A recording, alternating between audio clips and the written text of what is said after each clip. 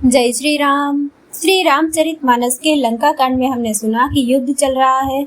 उसी दौरान मेघनाद युद्ध भूमि में आता है और मेघनाद और लक्ष्मण जी का युद्ध होता है। मेघनाद लक्ष्मण जी को शक्ति बाण लगाते हैं और लक्ष्मण जी को शक्ति लग जाती है। तब जामवंत जी हनुमान जी को सुषेण वेद को लेने के लिए भेजते हैं। दोहा नंबर 55। राम पदार विंद सिर नायौ आई सुषेण, कहा नाम गिरि औषधि जाहु पवन सुत लेन। अर्थात सुषेण ने आकर श्री राम जी के चरणार बिंदों में सिर नवाया। उसने पर्वत और औषध का नाम बताया और कहा कि हे पवन पुत्र, औषधि लेने जाओ।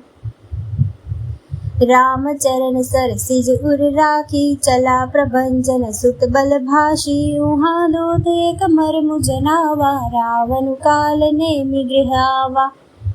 श्री राम जी के चरण कमलों को हृदय में रखकर पवन पुत्र हनुमान जी अपना बल बखान कर अर्थात मैं अभी लिए आता हूँ ऐसा कहकर चले। उधर एक गुप्तचर ने रावण को इस रहस्य की खबर दी। तब रावण काल नेमि के घर आया। दसमुख कहा मरमुते ही सुना, पुनि पुनि काल नेमि सिरु धूना। देखत तुम ही नगर जहि जारा, तासु पंथ को रोकन पारा। रावण ने उसको सारा मर्म बतलाया। काल नेमि ने सुना और बार बार सिर पीटा। उसने कहा, तुम्हारे देखते देखते जिसने नगर जला डाला, उसका मार्ग कौन रोक सकता है। बजि रघुपति कर भीत, आपना छाड़हु नाथ वृषा। जल्पना नील कंज तनु सुंदर श्यामा, हृदय राघु लोचनाभिरामा। श्री रघुनाथ जी का भजन करके तुम अपना कल्याण करो। हे नाथ, झूठी बकवाद छोड़ दो। नेत्रों को आनंद देने वाले नील कमल के समान सुंदर श्याम शरीर को अपने हृदय में रखो। मैं ते मोर मूढ़ता त्यागू, महामोहन शिष तत जागू। काल ब्याल कर भक्षक जोई, सपने हो समर की जीतिय सोई। भेदभाव और ममता रूपी मूढ़ता को त्याग दो। अज्ञान रूपी रात्रि में सो रहे हो, सो जाग उठो। जो काल रूपी सर्प का भी भक्षक है, कहीं स्वप्न में भी वह रण में जीता जा सकता है।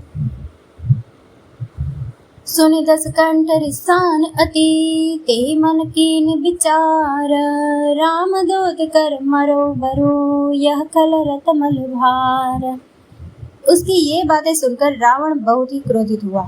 तब काल नेमि ने मन में विचार किया कि इसके हाथ से मरने की अपेक्षा श्री राम जी के दूत के हाथ से ही मरूं तो अच्छा है। यह दुष्ट तो पाप का समूह में रत है।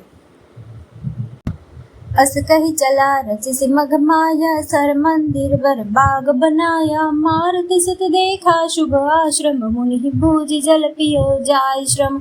वह मन ही मन ऐसा कहकर चला और उसने मार्ग में माया रची, तालाब, मंदिर और सुंदर बाग बनाया। हनुमान जी ने सुंदर आश्रम देखकर सोचा कि मुनि से पूछकर जल पी लूं, जिससे थकावट दूर हो जाए। राक्षस कपट बेश तह सोहा, मायापति दूत ही चह मोहा। जाय पवन सुत नायौ माथा, लागस कहे राम गुण गाथा। राक्षस वहाँ कपट का वेश बनाए विराजमान था। वह मूर्ख अपनी माया से मायापति के दूत को मोहित करना चाहता था। मारुति ने उसके पास जाकर मस्तक नवाया। वह श्री राम जी के गुणों की कथा कहने लगा। होत महारन रावण राम ही, जितिहि राम न संशया मही। हाँ भय मैं देखौ भाई, ज्ञान दृष्टि बल मोहि अधिकाई। वह बोला, रावण और राम में महान युद्ध हो रहा है। राम जी जीतेंगे, इसमें संदेह नहीं है। हे भाई, मैं यहाँ रहता हुआ ही सब देख रहा हूँ। मुझे ज्ञान दृष्टि का बहुत बड़ा बल है। मागा जल के ही दीन कमंडल, कह कपि नहीं अधाउ थोरे जल। सरमज्जन कर आतुर आवहु, दीक्षा देव ज्ञान जेहि पावहु।